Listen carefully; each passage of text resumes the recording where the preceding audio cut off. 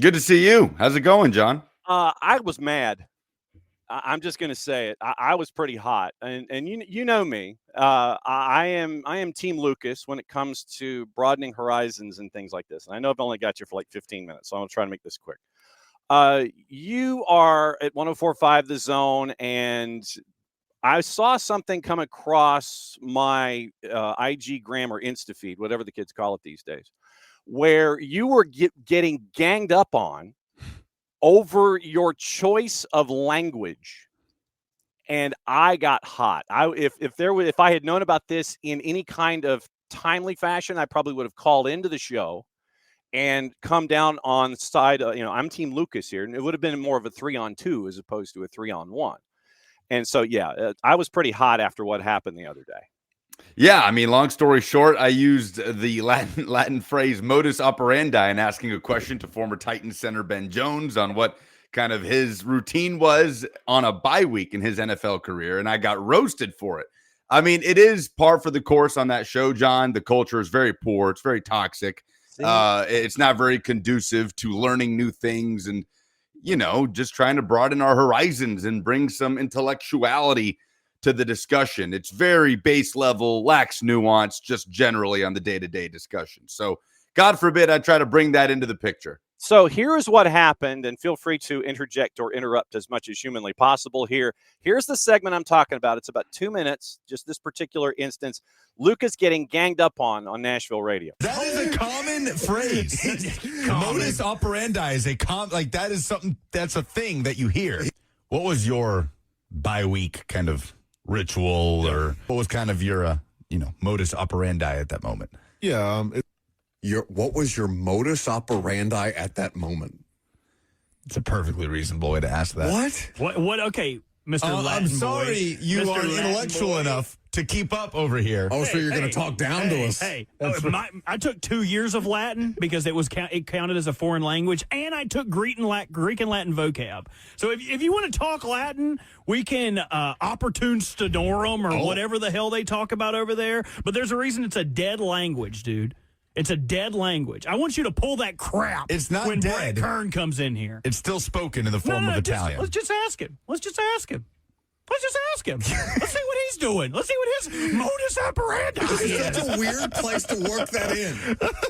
What was your MO? Yeah. What was your bye week MO? I feel like you popped into my head. What was your modus operandi in that situation? How long did you have that in your pocket? And you thought like Ben was going to be like, oh, wow, this guy's a scholar. What a genius. I bet if you bragged to Ben about your 8th grade spelling bee championship in the state of Alabama, he'd be like, yeah, but it's in Alabama. He'd be impressed. Give us one more Latin phrase. What's your favorite Latin phrase? 615-737-1045. Et tu, Brute? Yeah. Uh-huh. And there's about another 30 seconds of that. But I use modus operandi. I use MO. When this segment came across, the first phrase that popped into my head was alia jacta est. Because when the three of them ganged up on you, the die was cast, sir. I come down on Team Lucas. Do they not watch movies from Metro Goldwyn Mayer, Ars Gratia Artis? Do they not watch the 5-ringed circus in the winter and the summer on alternating 2-year cycles, where it is Sitius Altius Fortius? This is the validation I needed, John. Absolutely. I mean, even Buck, who is the namesake of the show. Is that, in fact, his real name? He feels like he should be paired with Bill Dance or Roland Martin. I know. No, it's not his real name. It's not his real name. It's a very ego-driven thing that he's done in his career to this point. But even Buck, who came at me saying, just ask what your MO is. Or what do you think that means? What do you think it stands for? So, yes, this is the exact validation that I needed. I appreciate it. I mean, we could talk Descartesian physics and talk about cogito ergo sum, which might be something missing from your 3 co-hosts.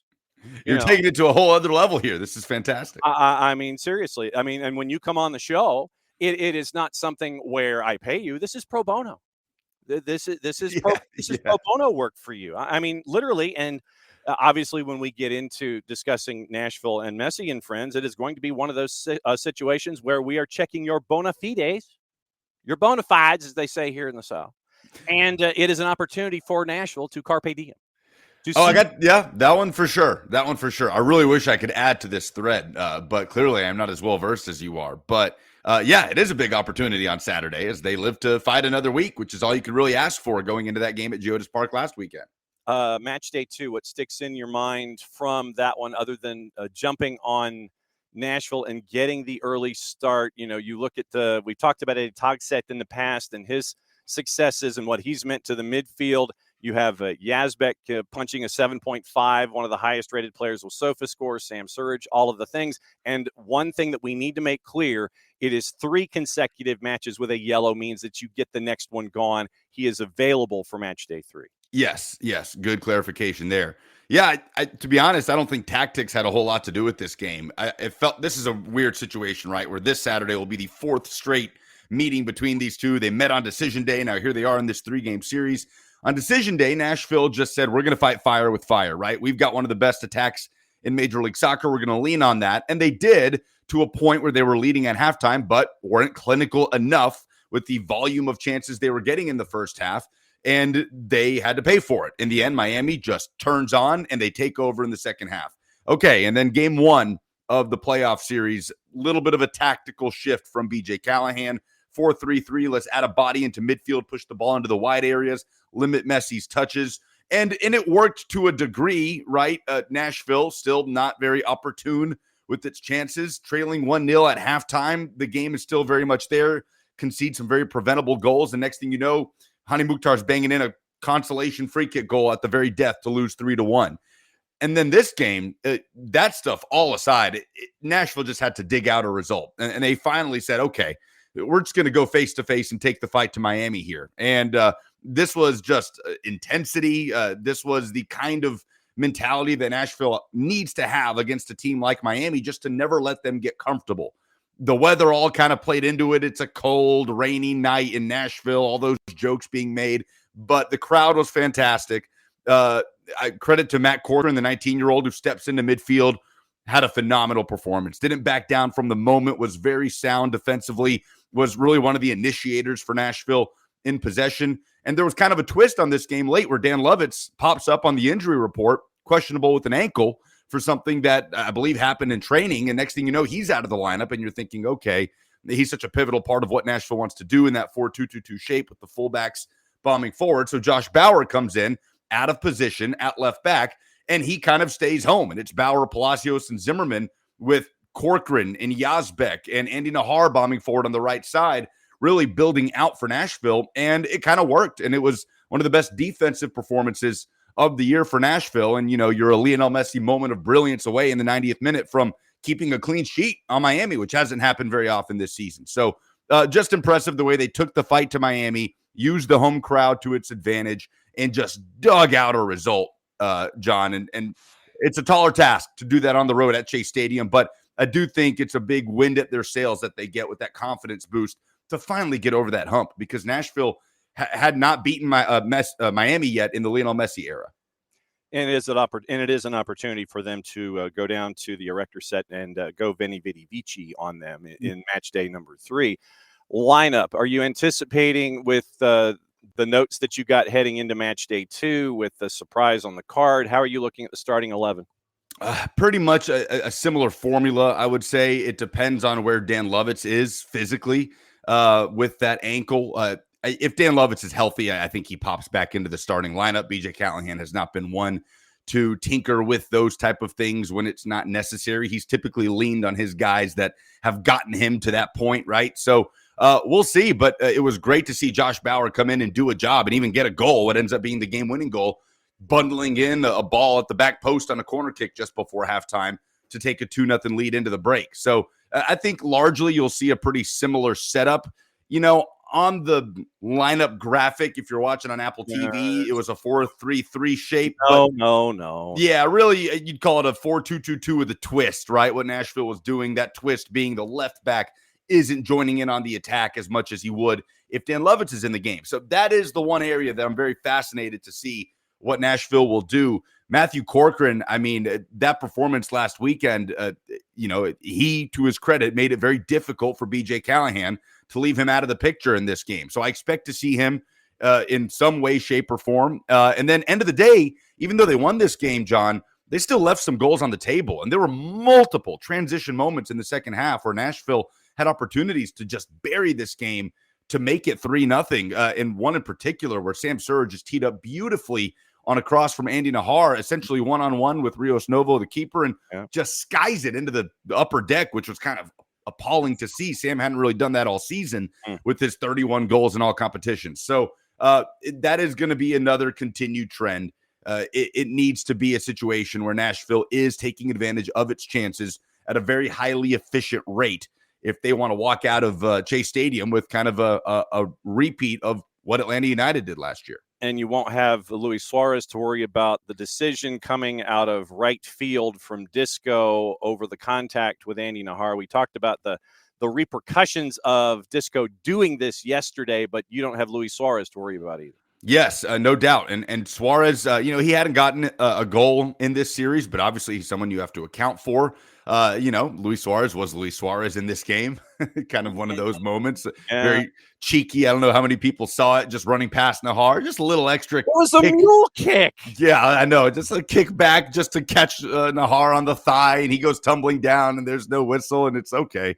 There he is, right? But it'll be interesting to see what Miami does, right? It feels like they don't really have a like-for-like center forward that is, that's what he does. But they have a lot of dynamic versatility along that front. So we'll see how they kind of shift around with Tadeo Allende, Talasco Segovia maybe coming into the starting lineup. Right. I'm very intrigued by that. But no doubt you'll take it if you're Nashville and you go into Miami with a little bit of confidence and just kind of see what happens. So one thing they've done a really nice job of, John, is mitigate the supply, cut the supply lines as much as possible around Lionel Messi, right? You guys know that's the only way to even fathom limiting his impact. On decision day, Messi had, I think it was 65, 68 touches on the ball. He had less than 50 in both games 1 and games 2 of the series. So I imagine they'll continue kind of going with that formula and see if they can just eke out a result. Cut the promo for me. How can folks listen in? So my colleague Will Bowling will be on the call for this one. He will step in alongside Eddie Carvacho. 104.5 The Zone is the terrestrial feed. The 104.5 The Zone app is where our radio call will be. And we'll see. I mean, it's crazy that Nashville kind of slipped up late in the regular season, fell to that 6th seed. But yet still there's this scenario on the table where they can host in the Eastern Conference semifinals if they can pull this off in Miami and Columbus gets a win in the Hell is Real Derby at TQL Stadium. So I'm sure it's I don't know, what are Atlanta fans rooting for this weekend? Nashville. Okay, there we go. There is no rooting for the Messi and friends down at the Erector set. That does not happen in this particular environment. As always, my friend, great to see you before you head into work. And thanks for the intel when it comes to Nashville. And all I just have to say that's left on the board is Pax Vobiscum, my friend. We will catch up with you soon. I'm going to Google that when we get off, and I appreciate you. Thanks, John. Be good. Lucas Panzica, 104.5 The Zone up in Nashville. It's a peace be with you, basically, is what it is.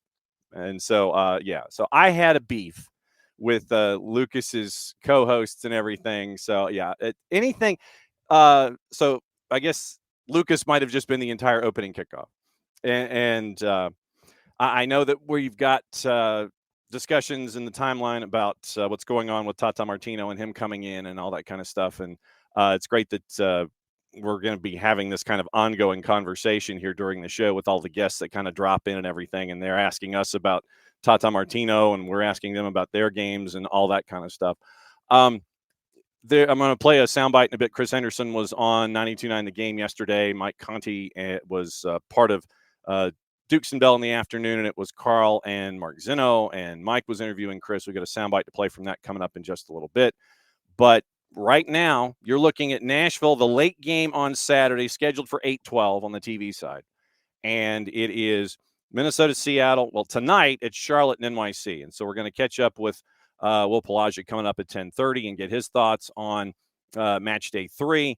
And we'll go through juice boxes and all the things. But, yeah, there is no rooting in this footprint that I'm aware of for the Herons in this matchup against Nashville. And so it is the 4-5. We'll talk about that at 10:30 with Will Pelagic. Once again, 7:12 tonight on Apple TV and MLS Season Pass. And the triple header tomorrow, Minnesota-Seattle, that's at 4:12. Cincinnati-Columbus, if you missed the conversation we had with Chris Doran, that's at 6:12.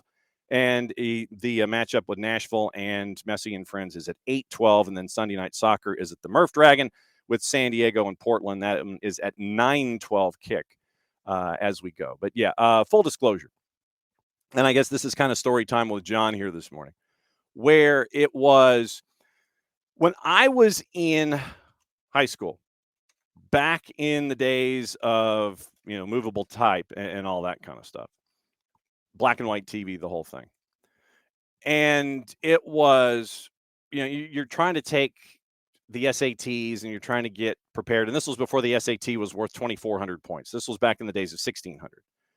And my grandfather basically told me, he said, "You are taking Latin. You are taking Latin." I was like, okay, yeah, whatever, great, fine. So in my first 2 years of high school, and when I went to high school, there was no middle school. It literally was 7th grade, elementary school, 8th grade, high school. So 8th grade, 9th grade, 10th, 11th, 12th. That was high school. So 8th grade, 9th grade, I took 2 years of Latin. 10th and 11th, I took 2 years of Spanish. Then when I was in college, I took 2 semesters of Latin because I knew it was going to be an easy 4 credit, meaning the number 4, one more than 3. Traditional semester classes give you 3 credit hours. Latin and languages would give you 4 at Florida State at the time. And so I took 2 semesters of Latin, and that got me 8 credit hours as opposed to the normal 6.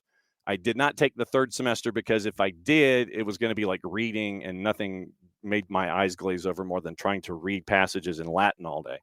So took the 2 semesters, got the 8 hours, and stuck with my BS degree. And 2,400, Abby. Yeah, it's 2,400. It was 1,600 when I took it. Now it's up to 2,400. So it's 8, 8, and 8. And so it was a word builder. Specifically, I was to take Latin as a word builder for my vocabulary. And so that was where that came from. And like I said, I still use Latin today. And when Lucas broke out MO and the long version, modus operandi, I was like, yeah, okay, that's fine. I get it. I've done that before. And so I found that on his socials as I was searching, and it was like, yeah, that's fine with me. But then he's getting piled on for using those kinds of things. I use them all the time. Latin is not a dead language. It's only dead in its native tongue because Julius Caesar ain't alive anymore. But I was told that I was taking Latin. I took 2 semesters. It helped out my word building and my vocabulary, and you now see the end result. So, yeah, when Lucas was getting piled on and I knew that that he was what he was and using the Latin language. So it was perfectly acceptable to me, and I think his co-hosts need to go back to school and take the 2 co-hosts that did not. They need to go back to school and take Latin. But, yeah, I've taken Latin, took Latin in high school, took Latin in college, and it helped me out.